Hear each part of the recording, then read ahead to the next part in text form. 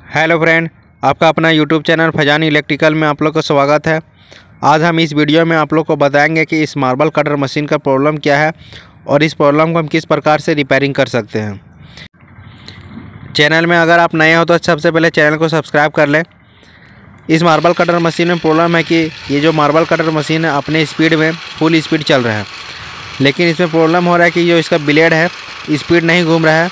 आप यहाँ देख सकते हैं, जब इसे हम हाथ से दबा रहे हैं तो इसका ब्लेड रुक जा रहा है, जिसके कारण से हो रहा है कि जब हम मशीन का यूज कर रहे हैं मार्बल कटर टाइल कटिंग करने के लिए तो ब्लेड अपनी जगह पर रुक जाता है, जिसके कारण से मार्बल टाइल्स नहीं कटिंग हो पा रहा है।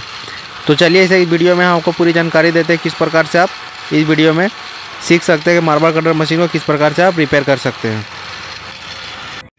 इस तरह का जो प्रॉब्लम होता है जनरली दो कारणों से होता है। पहला कारण होता है कि आर्मेचर का जो पिनियन है वो चाबी में रहता है, अगर उसका चाबी स्लिप हो जाता है तब भी यह प्रॉब्लम होगा। दूसरा प्रॉब्लम होगा कि जब इसका पिनियन स्लिप हो जाएगा, या फिर जो जहाँ पे ब्लेड लगता है ब्लेड के पास जो पिनियन रहता है उसका भी अगर चाबी स्लिप कर जाएगा तब भी इसका प्रॉब्लम इस प्रकार हो सकता है। तो चलिए इसे हम बनाते हैं। सबसे पहले हमें करना है कि इसके दोनों कार्बन को खोलकर इसके बैक कवर को खोल देना है, फाइबर बॉडी को बाहर निकाल देना है।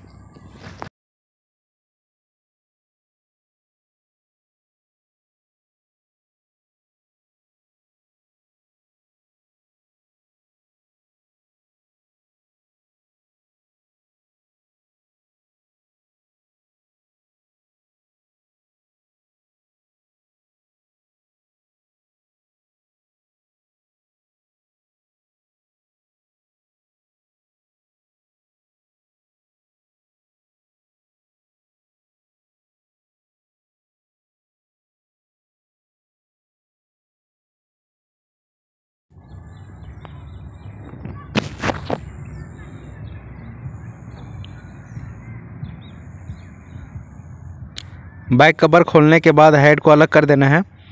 इसके बाद पेचकस की मदद से बेरिंग में लगाकर पेचकस को आर्मेचर को ऊपर की तरफ खींच देना है।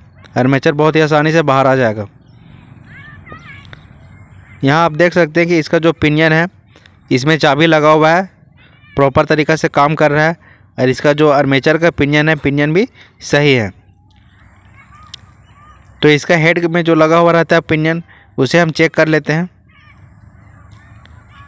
यहाँ पे आप देख सकते हैं कि जो इसका पिनियन है पूरी तरीक़ा से स्लिप हो गया है। हम इसे आपको खोल कर दिखाते हैं। अभी यहाँ तो क्लियर आपको पता नहीं चलेगा, लेकिन इसके हेड को खोल कर हम दिखाते हैं। जहाँ पे पिनियन लगता है उसे खोलकर, हेड में लगे पिनियन को खोलने के लिए सबसे पहले हमें इसके ब्लेड को खोलकर अलग करना पड़ेगा।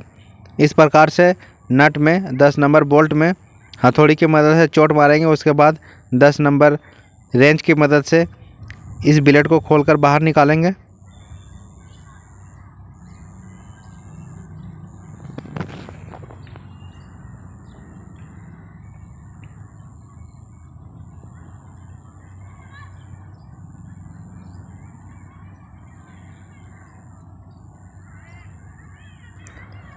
ब्लेड को खोलने के बाद यहाँ पे आप देख सकते हैं 2 स्क्रू नज़र आएंगे जो 6201 होजिंग के लिए लगे हुए रहते हैं। इस दोनों स्क्रू को पेचकस की मदद से पहले खोल लेंगे।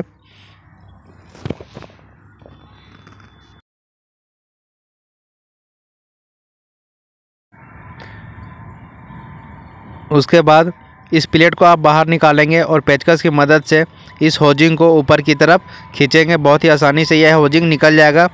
यहाँ आप देख सकते हैं कि ये पिनियन पूरा तरीक़ा से स्लिप है, बहुत ही बुरा तरीक़ा से स्लिप हो गया है। इसी के कारण से हो रहा है कि जब मशीन को चालू कर रहे हैं, ऑन कर रहे हैं मार्बल या टाइल को कटिंग करने के लिए, तो ब्लेड तो नहीं घूम रहा है, लेकिन इसका जो आर्मेचर है फुल्ली स्पीड में घूम रहा है। इसका रीज़न यही था कि इसका जो पिनियन है स्लिप हो गया था। तो चलिए इसे किस प्रकार से हम आपको चेंज करके दिखाते हैं कि किस प्रकार से आप इसे बहुत ही आसानी से बना सकते हैं, रिपेयर कर सकते हैं। पिनियन को चेंज करने के लिए इस बेरिंग को निकालना है। इस बेरिंग को हम निकाल कर दिखाते हैं। होजिंग को आप किसी वैज में इस प्रकार से बांध लेंगे ताकि जो बेरिंग है उसे खोलने में बहुत ही आसानी हो।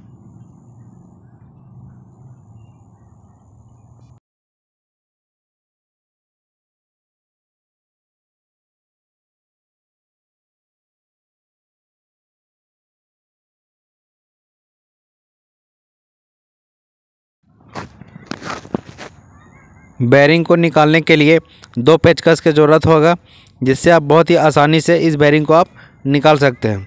2 पेचकस को आप ले लेंगे, उसके बाद बैरिंग में फंसाएंगे और पिनियन के सहारे इस बैरिंग को ऊपर की तरफ धकेलेंगे। बहुत ही आसानी से इस बैरिंग को आप निकाल लेंगे पेचकस की मदद से। बिना पुलर की मदद से इस बैरिंग को आप बहुत ही आसानी से खोल सकते हैं।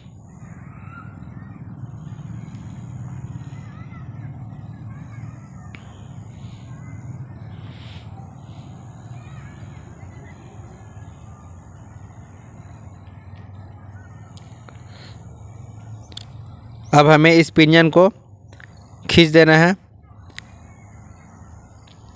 तो चलिए अब इसमें नया पिनियन को इंस्टॉल करेंगे। नए पिनियन को इस CM4 मार्बल कटर मशीन में लगाएंगे। जनरली इस पिनियन को ख़रीदने के लिए केवल दुकानदार को बोलना पड़ेगा कि हमें CM4 मार्बल कटर मशीन का पिनियन दीजिए।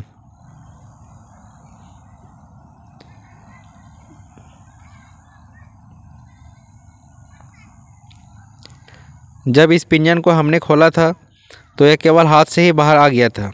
इसका मतलब ये जो शाफ्ट है वो हल्का सा स्लिप हो गया। पिनियन को टाइट करने के लिए हमें मार्बल कटर मशीन का जो शाफ्ट है इसे फाइल की मदद से पंच करना पड़ेगा, ताकि ये जो पिनियन न्यू लगाएंगे हम लोग, तो न्यू लगाने के दौरान ये अच्छे तरीक़ा से शाफ्ट को पकड़ कर चलेगा, अच्छे तरीक़े से टाइट होगा। इसलिए हमें फाइल की मदद से पहले शाफ्ट को अच्छे तरीक़ा से पंचिंग करना है। उसके बाद चाबी को लगाकर पिनियन को शाफ्ट में पाइप की मदद से टाइट करके लगा देना है।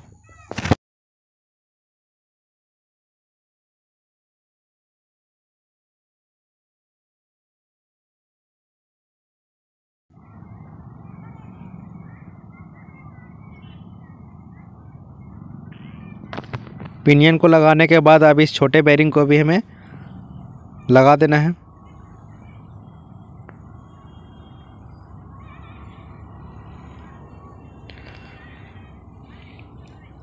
जब भी आप CM4 मार्बल कटर मशीन में बेरिंग चेंज करें या फिर नया पिनियन को लगाएं तो ग्रीसिंग करना ना भूलें। ख़ास करके जब भी आप पिनियन नया लगाते हैं उस दौरान ग्रीस को करना बहुत ही ज़रूरी होता है, क्योंकि जो पिनियन है ग्रीस पर ही चलता है और ग्रीस पर चलने के कारण इसका लैप बहुत ही ज़्यादा रहता है। अगर ये सूखा में चलेगा, बिना ग्रीस का चलेगा, तो इसका जो पिनियन है तुरंत ही ख़राब हो जाएगा, स्लिप हो जाएगा। इसलिए हमेशा आपको याद रखना है कि दोनों पिनियन को जब हम चेंज करते हैं तो उस समय अच्छे तरीक़े से दोनों पिनियन को ग्रीस करना है, ताकि जो न्यू पिनियन है उसका लैप बहुत ही ज़्यादा रहे, बहुत ही ज़्यादा दिन तक टिकाऊ रहे। अब इस होजिंग को हेड में फिटिंग करना है और दोनों स्क्रू को पेचकस की मदद से टाइट कर देना है। इस होजिंग को फिटिंग करने के दौरान एक बात को और ध्यान देना है कि यहाँ पे जो 2 स्क्रू लगे हुए रहते हैं इसे अच्छे तरीक़े से टाइट करना है, क्योंकि यहाँ पे जो ब्लेड रहता है पूरा वज़न, पूरा लोड इसी बेरिंग के पास रहता है। अगर ज़रा सा भी स्क्रू ढीला होगा तो क्या होगा कि जब मार्बल कटर मशीन का आप यूज करेंगे मार्बल कटिंग करने के दौरान, तो वाइब्रेशन के कारण दोनों स्क्रू ढीला होकर खुल जाएगा और पिनियन स्लिप हो जाएगा, कुछ भी हो सकता है। इसलिए आप जब भी दोनों स्क्रू को टाइट करेंगे तो अच्छे तरीक़े से टाइट करना है।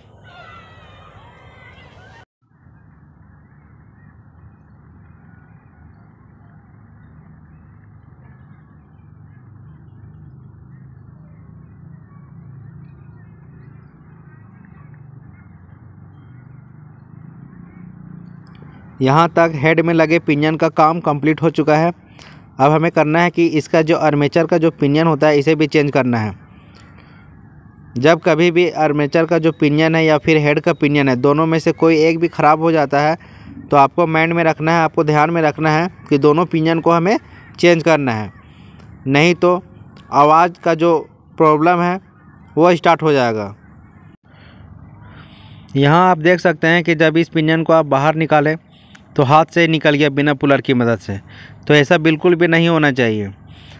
फिर हमें करना है क्या कि यहाँ फिर से उसी तरीक़ा से हमें पंचिंग करना है जिस प्रकार से हेड का जो पिनियन है वो हाथ से खींचने से निकल गया था। तो फाइल की मदद से आप इसके आर्मेचर का जो सॉफ्ट है, इसमें भी आप पंचिंग कर लेंगे ताकि आर्मेचर का जो पिनियन है अच्छे तरीक़े से टाइट रहे और स्लिप ना करे।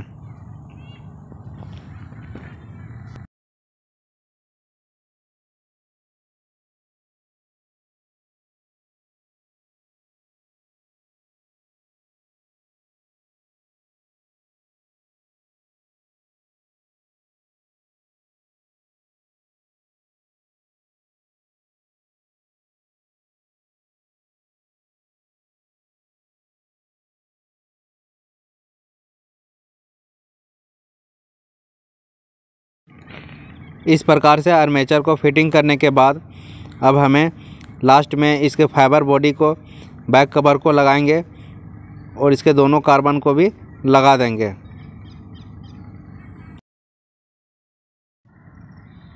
उसके बाद हम लोग चेक करेंगे मार्बल कटर मशीन को चलाकर कि इसका ब्लेड जो है पूरे अच्छे तरीक़े से फुल स्पीड में चल रहा है।